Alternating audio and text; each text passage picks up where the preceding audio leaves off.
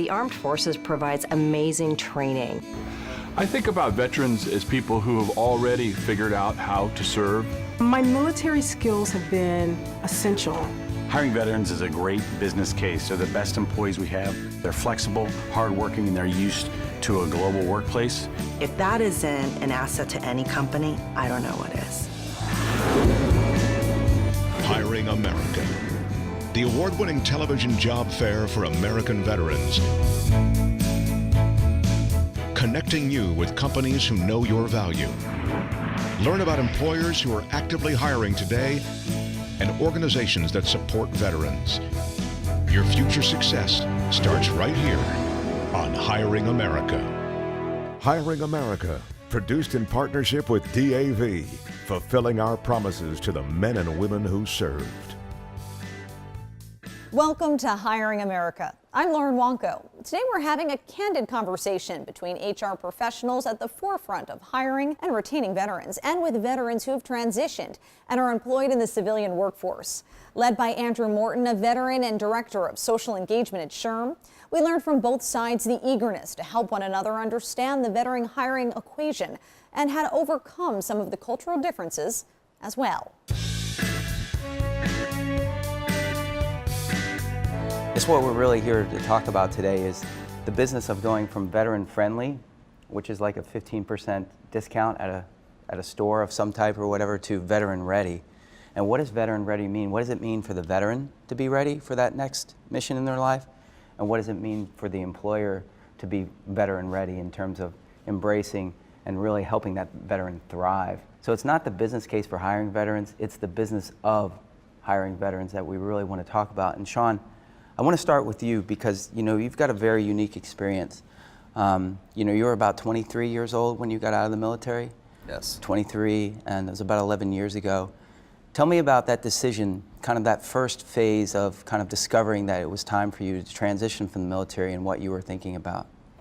Yes, I got to the point where I was either going to re-enlist for the BEAR program and pursue special forces, or get out. So I figured I might as well go explore, and I can always come back to this. This will be here. I told myself if I did not die overseas, and if I made it back, I would do things I love doing and that help other people. So I said, what do I love doing? And snowboarding kept popping up, and said, I'm taking a year off from life, clearing my head, stepping back, and moved up to Vermont and coached snowboarding, and then went to college up there and fell in love with it. Launia, you've more recently transitioned from the Air Force. Yes. Tell me a little bit about that kind of that first phase of transition when you were thinking about getting out and some of the things that you were facing. So after 23 years of being in the Air Force, I decided that I wanted to retire. Mm-hmm. And so at the time, I wasn't sure what I wanted to do. My degree that I got while I was in the Air Force, my bachelor's, was in human resource management, and that's what I focused on in the Air Force. But I wasn't quite sure if I wanted to stay that path, and so it was just so happened that during my retirement phase, I was contacted by several companies through LinkedIn who looked at my background and thought that I would be a good fit for different roles here in Philadelphia. And so it was a very easy transition for myself getting out of the Air Force, I think primarily because of my education and the field that I was going into. But there were a lot of similarities in what you did in uniform, how you prepared yourself in uniform to what you did out of uniform. Yes. Whereas Sean, as an infantry squad leader, as an infantry team leader during your time, not a big market for that in the private sector, but you were going through that process of thinking about what's next. You really had to rely upon some of those softer skills, if you will, those leadership skills and those attributes as you transitioned. Yes, and I look at the narrative we're told as we're transitioning out, and at times it can be fear-driven. But I believe it's understated the skill set you actually do have in terms of leadership. I wish the narrative would have been different in my transition for that. And even in the 11 years since you left the service, you know, things have changed a lot. A lot of programs, a lot of organizations have become a lot smarter and resourceful about how to identify these skills that the veterans bring with them as they transition from uniform. Melissa, both in your capacity as an HR practitioner and then also during your time as a SHRM volunteer in the chapters that you've led, how have you seen organizations mature in their understanding of the skills that veterans bring to the job market? I think a lot of the employers think veterans are going to come in and they're going to show up, they're going to be on time, and that's about as much as it goes beyond. And as we all know, in today's marketplace, the job force is shrinking, and qualified people are harder and harder to find.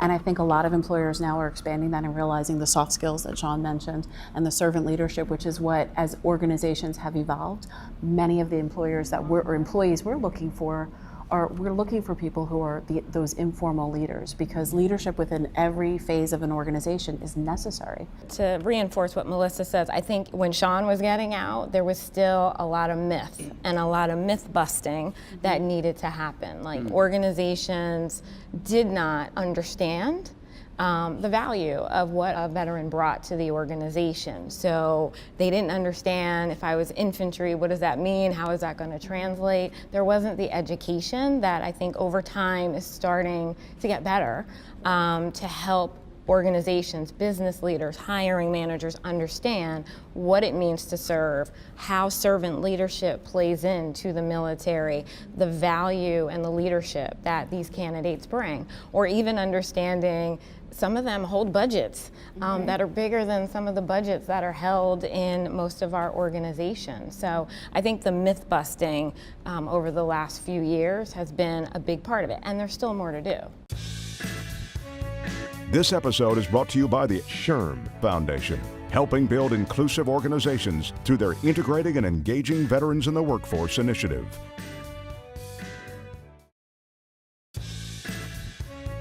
Our members came up to me at our diversity and inclusion conference and said, I'm all in, I want to commit to these things, but I can't find the pipeline, I can't find the veterans, I can't find them. How do you go about doing that?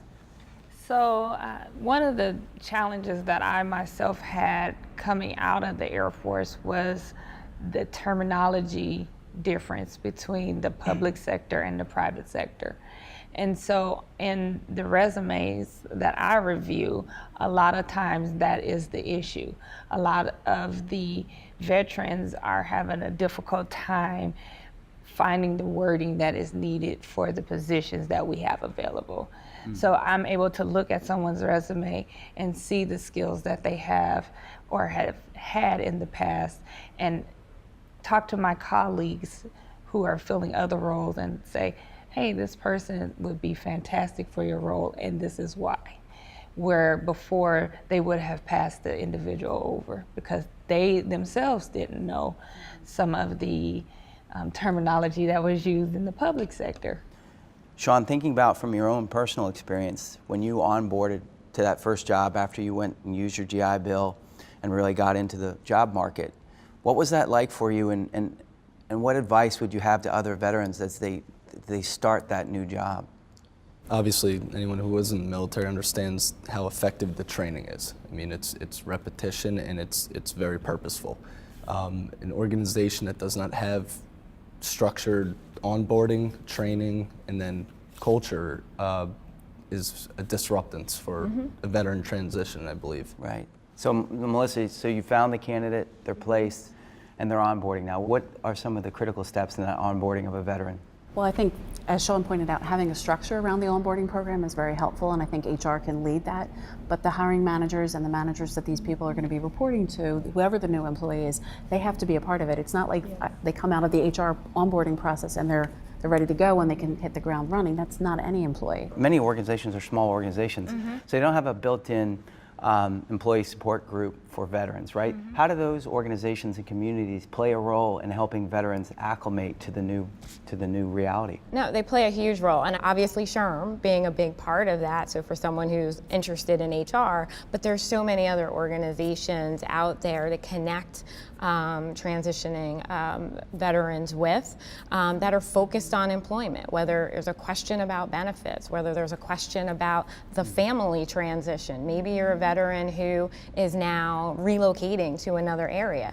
There's what the employer might have, but organizations like the one I work for, the USO, and others that are out there are there to support during that time of transition to help that veteran move to the next level. Yeah, well, you know, Sean, we were talking about purpose. You know, sometimes when you leave uniform, you leave some of that camaraderie behind, you leave some of that common purpose behind, and you can get that camaraderie, you can get that sense of purpose. You do adaptive training for snowboards for people who may have been an amputee.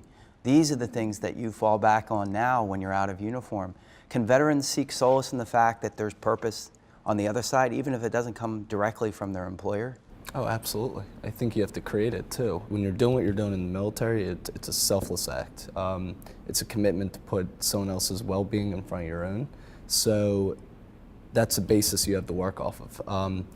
When you come back, what are you passionate about? What do you love doing? And then how can you utilize the skills to help other people? Get the fulfillment. It's very simple. It's not always right in front of you when you come back and you don't know what you don't know. But that's why it is important to get a mentor, somebody who kind of takes you under the wing through the transition and helps you nurture that. And you know, Melissa and Gloria, many people may presume that veterans, there's not a lot of willingness to be vulnerable there. It's difficult to assume that a veteran is going to be open and say, help me with this, help me do that. But you'd be surprised how willing they are. Can HR practitioners have to kind of pursue these questions with veterans, even about the most sensitive of issues, whether it's behavioral health or everywhere. So how does an HR practitioner balance that line if they see a veteran that may be struggling, not as fully engaged or integrated into their employer as they could be? If the HR person isn't connected to that employee, it's probably not appropriate to necessarily initiate that, but to make sure somebody is initiating that conversation. You don't want to bring them in and make them feel that they're in trouble, but you want to make sure that there's care and concern. So I think having that conversation and say, how's it going, onboarding, and making myself as an organization and the organization itself vulnerable and saying, what can we do better? You know, and being kind of upfront and say, hey, Sean, you're the first veteran we've recruited, or you're the 10th veteran we've recruited. But you know, we still want to continue to evolve and make our processes and procedures better and more welcoming. How do we do that? And maybe we can't have affinity groups because we're smaller, but what do we do to enable the veterans to feel connected? And is that a buddy, or is that something more intense? And I would agree with that. I mean, even in a larger organization where you may have a affinity group in some way that veteran can get into, that's a natural fit for them and an ability for them to take on a mentor or something like that, or a buddy in that environment. But I do think, to Melissa's point, just doing your normal practice, which is you should be following up with a new employee, you should be making sure that, you know, they're fitting into the organization, and when it's not a fit, having an honest dialogue around what can we do, is there something else that I should be doing, and just educating yourself. And as HR professionals, most of the time, whether we're having that conversation with the employee, we should also be having it with the hiring manager, because sometimes the hiring manager may not be creating an environment and not even know it. It's just because they're unaware of the environment that they've created for this new employee. I'm a veteran. We hit a mine in Vietnam. When I came home, I didn't know where to turn. As America's veterans face challenges, DAV is there. My victory's been never giving up hope. My wife is always there to remind me we have a life to live. DAV provides a lifetime of support, helping veterans of every generation get the benefits they've earned. I am a veteran, but after I got out, I spent 2 years alone and homeless. Every year, DAV helps more than 1 million veterans so they can reach victories great and small. My victory was finding the support to get back on my feet. Now I'm getting things right with my family. I finally admitted, with my PTSD, I wasn't doing well. But there's more to be done and more victories to be won. Now I wish I'd found DAV sooner.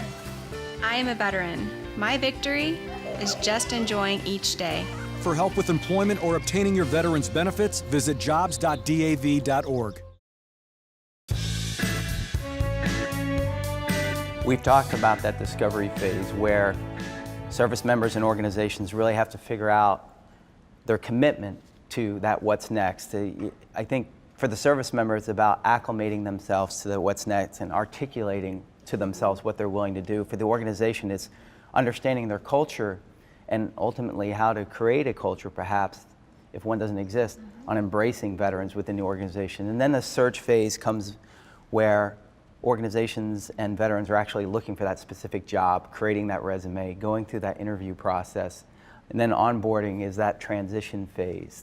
And it's really critical. Even if it's only a 4 to 6 week period, it can really set the conditions for success, just like your first few weeks in basic training sets the conditions for success when you're in uniform.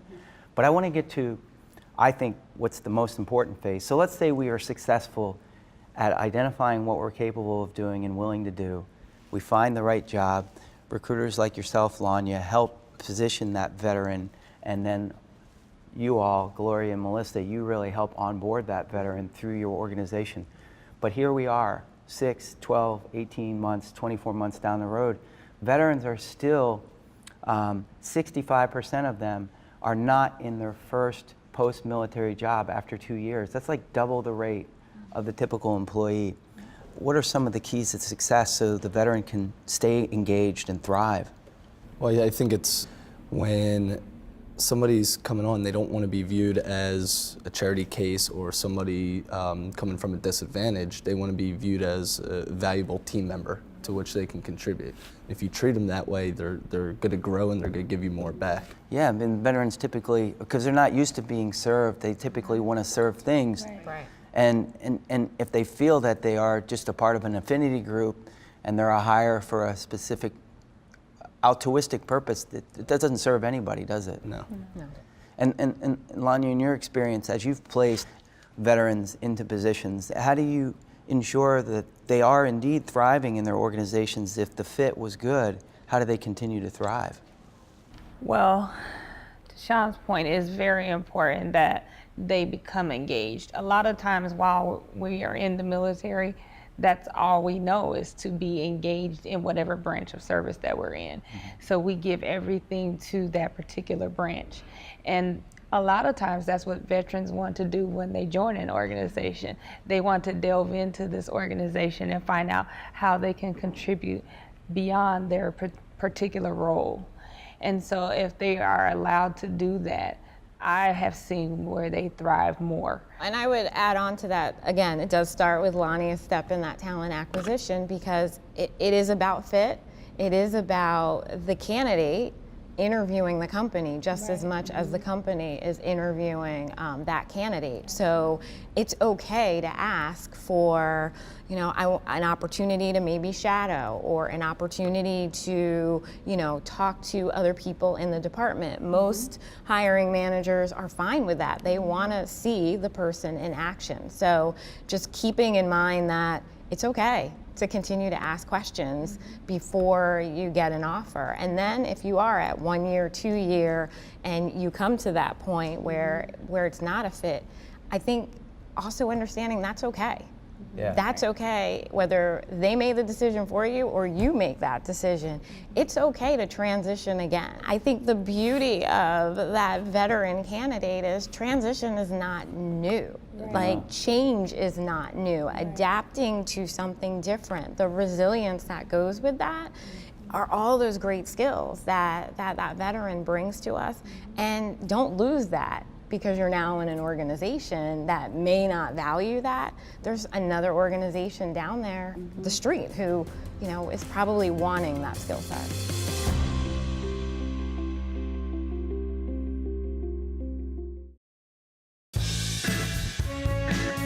Thanks for watching. The information we've just shared is all on our website, hiringamerica.net. Log on and find out more about the companies who are hiring veterans.